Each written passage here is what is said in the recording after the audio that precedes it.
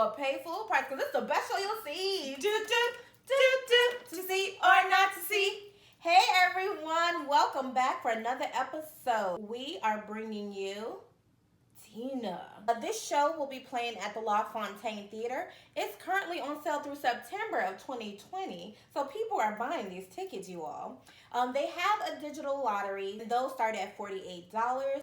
From humble beginnings in Nutbush, Tennessee, to her transformation into the global queen of rock and roll, Tina Turner didn't just break the rules, she rewrote them. This new stage musical reveals the untold story of a woman who dared to defy the bounds of her age, gender, and race. And you know what? She kept on rolling, rolling, rolling up on Broadway. What did you think of this show, Emily? Okay, I grew up in the 90s, and of course the movie What's Love Got to Do With It, starring Angela Bassett and Lawrence Fishburne, was a big deal in the 90s. I'm not super familiar with Tina Turner, the woman, but the movie is kind of immortalized in my mind. And so coming to see this, you know, that's what I think of when I think of Tina. I think of the movie. And this was not a huge departure from the movie. The stage play goes into her upbringing a bit more than the movie does, and you can see her interacting with her mother and father and grandmother and how important those people were to her formative years in her life. You do get to see a little bit more of her meeting her now husband later in life, which doesn't play out in the movie.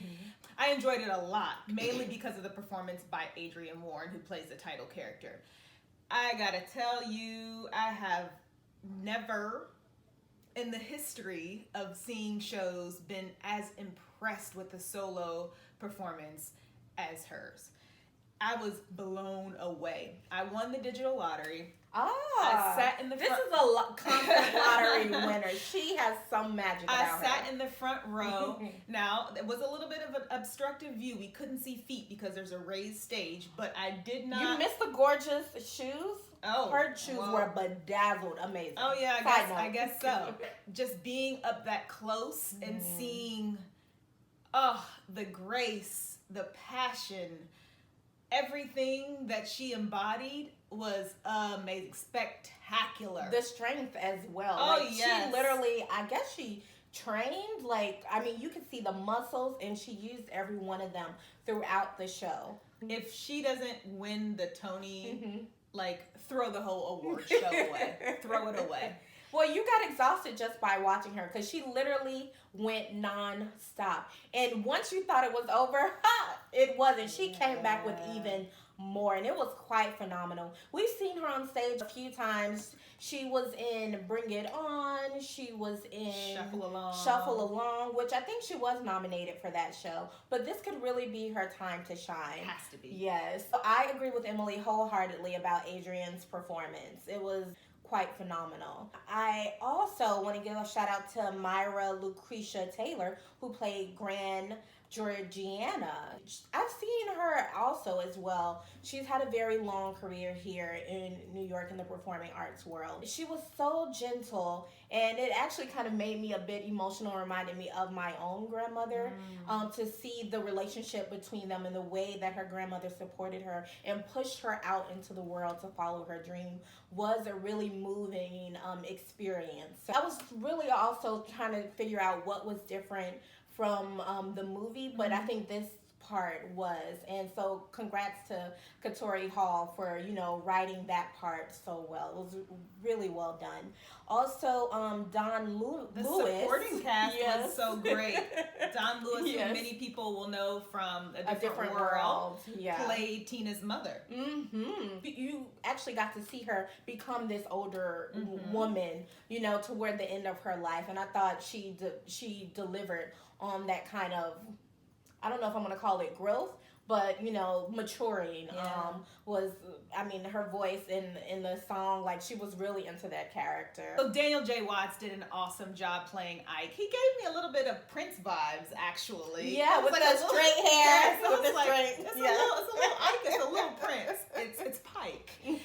But yeah, he was outstanding, and I think it's so wonderful to see him flourishing. He's booked and busy. He's on the last OG. You said he's going to be in Mrs. Maisel. Yeah. And I've seen him before and after midnight. He's an excellent tap dancer as well. So he's absolutely someone to look out for, and he shines in this production. Everyone is loving this show. And we talk about going to shows all the time where it's mostly white people in the audience. This was no different, but usually the white people are just watching the show. They're just taking it in. They were into every move and beat, and I mean, not at my performance. Oh, really? At my performance, I was just looking like they were really feeling the show. That's great. Yeah, not at my performance. There was a lot of stillness, but I couldn't help but bop in my seat. I mean, I think this is a really good example of how a singular performance by a title character can really make a show. I have a couple of friends who saw the production at the West End after Adrienne left to come to the States to build the show, and they had a completely different experience with her out of the show. Wow. Even someone told me that they left at intermission because they just weren't getting what they thought they were going to get. So can't say enough about how amazing she is. I think for me, it felt like it was a little more than your typical jukebox musical. Especially with the beginning elements, with the performance caliber that Adrienne delivered. I think that really brought a little something extra to this show. That's a really good point. In the past couple of years, I've seen On Your Feet, which was about Gloria Estefan, Cher, and Summer, which was about Donna Summer. And it felt like so much more. There was more depth, there was more meat, there was more resonance. So I really enjoyed it. Now, what do you give it, PM? I'm leaning toward a 4, maybe a 4.25. Okay. A few of the production elements were, not quite what I expect on Broadway. They could have done a little bit more. They had some faux fish on stage for Shark Tank. That was a little productive. Yeah, I mean, I don't know. They spent a lot on the costumes, which were amazing for the most part. Maybe so much on Tina. I think for her manager, he had one costume the entire second act. So that was a little interesting. And I give it a 4.75. I really enjoyed it, and it was mainly due to Adrienne's performance and Daniel's performance as well. It just took me over the top, and I felt like exactly what you want to feel like when you go to a Broadway show, transported to another dimension, and all my troubles were taken away because I was really so focused on what was happening on stage, and I loved the feeling that it gave me. So wonderful, wonderful. Check us next time. Do to see or not to see. Do.